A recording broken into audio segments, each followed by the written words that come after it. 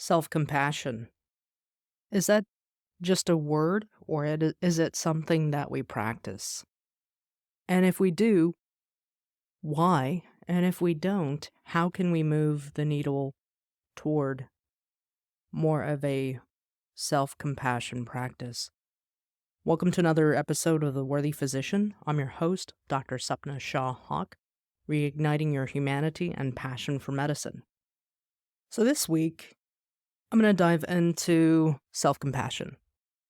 It is a word or a phrase that we hear, but sometimes it is very difficult to practice, particularly in medicine when going through undergrad, medical school, and residency, possibly fellowship.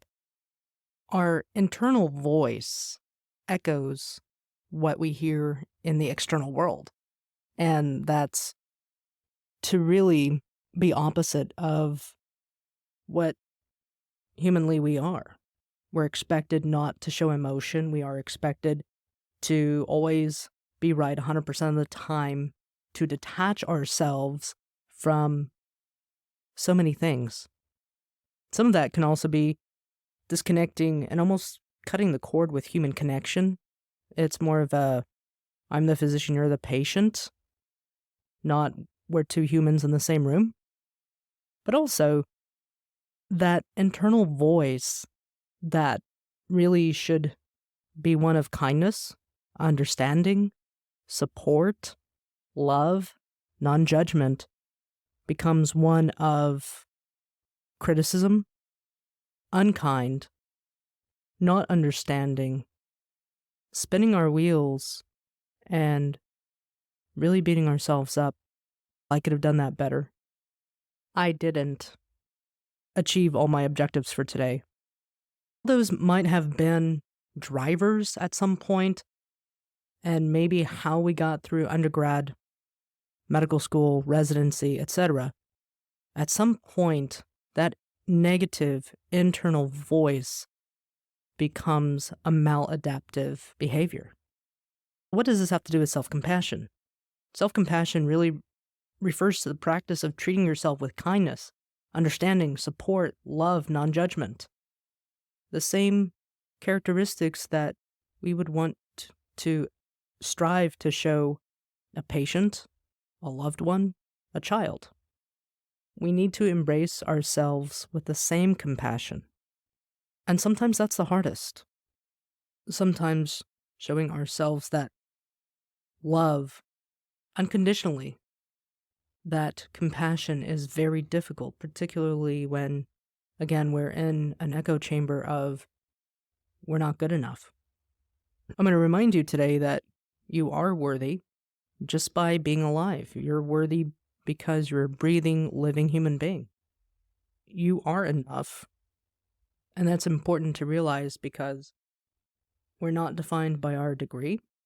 We are not defined by our accomplishments, or I don't like to use the word failures. I would like to use the word teaching moments in life. But just by realizing that you are worthy can spark that recognition that you are worthy of self-compassion. Because how we talk to ourselves internally, how we embrace the bumps, the peaks and valleys in life, and how we treat others really starts with how we treat ourselves. As humans, we're not robots. We are humans. We need that self-compassion, that loving ourselves through all the good, the bad, the ugly, and the beautiful. Moving to that mindset, how does one start to move that needle from not being or showing or exercising self-compassion to do that? Start to speak to yourself in a gentle manner instead of harshly criticizing or internal judgment. Remember that suffering and personal inadequacy, it's not just an isolated human experience. It is something that we share as humans. Even though we may not talk about it, it's a very common human experience. Acknowledge your emotions. Instead of beating yourself up, maybe for not getting everything on your list done for the day.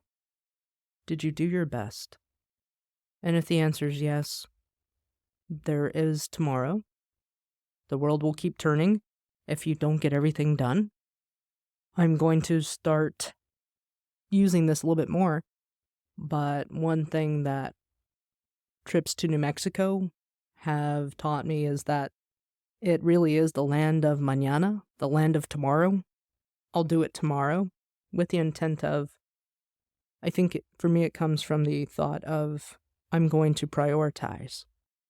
What is high priority, medium priority, and low priority?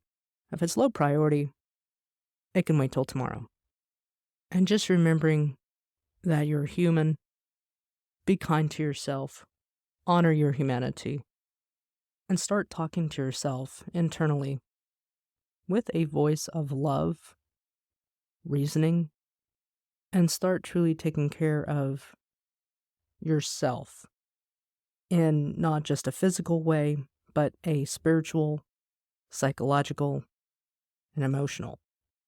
Where humans were complex beings, honor that and enjoy all the happiness and other feelings that brings. So why is it important to practice self-compassion?